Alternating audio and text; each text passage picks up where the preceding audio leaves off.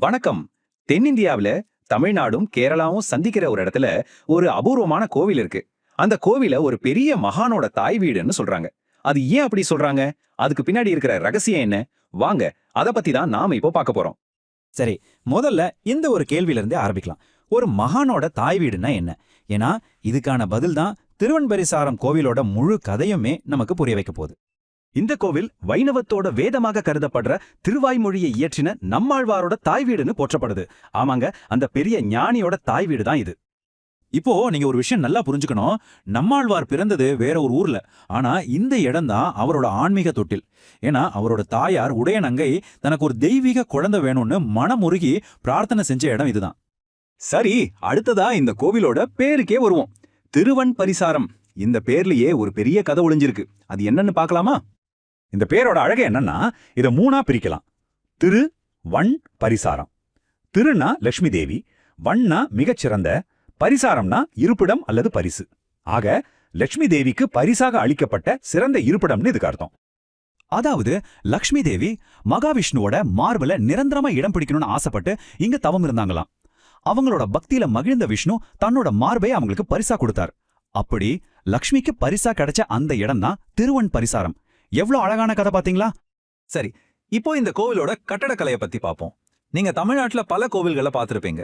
ஆனா இந்த கோவில் பார்த்த உடனே உங்களுக்கு ஒரு வித்தியாசம் தெரியும்.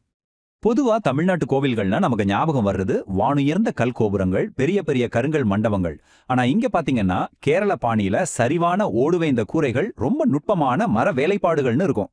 தமிழ்நாட்டு ஆன்மீகமும் கேரள கட்டிடக்கலையும் ஒன்னு சேர்ற ஒரு அற்புதமான இடம் இது.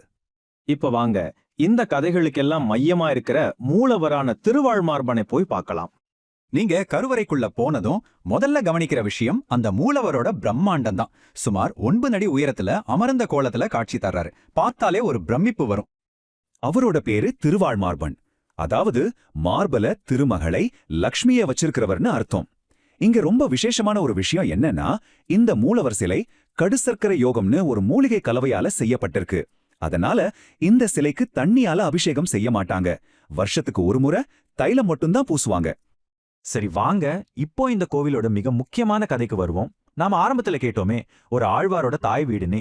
அது எப்படி உருவாச்சுங்கிற கதை இது. காரியார் உடையநங்கைன்னு ஒரு தம்பதிக்கு ரொம்ப காலமா குழந்தை இல்ல. அவங்க தினமும் இங்க வந்து இந்த திருவாழ்மார்பன் கிட்ட மனமுருகி வேண்டிக்கிட்டாங்க. அவங்களோட பக்திய பார்த்து பெருமாளே அவங்களுக்கு ஒரு வாக்கு கொடுத்தார். உலகத்துக்கே வழிகாட்ட போற ஒரு தெய்வீக குழந்தை உங்களுக்கு பிறக்கும்னு சொன்னார். அந்த வரத்தின்படி பிறந்த குழந்தை தான் பின்னால பெரிய ஞானியான நம்மாழ்வார். கடைசியா இந்த கோவில்ல இருக்கிற ஒரு வழக்கம் உண்மையிலே ரொம்ப ஆச்சரியமானது. அது ஒரு ஆழமான செய்தியை நமக்கு சொல்லுது. யோசிச்சு பாருங்க, ஒரு பெருமாள் கோவிலுக்கு போறீங்க, அங்க பிரசாதமா என்ன கொடுப்பாங்க? துளசி தீர்த்தம், சந்தனம், சக்கரை பொங்கல்னு எதிர்பார்ப்பீங்க இல்லையா? ஆனா இதுல எதுவுமே இல்லாம சம்பந்தமே இல்லாத ஒன்ன கொடுத்தா எப்படி இருக்கும்? ஆமாங்க, விபூதி. பொதுவா சிவன் கோவில்கள்ல மட்டுமே கொடுக்கப்படுற திருநீரை இங்க பிரசாதமா கொடுக்கறாங்க.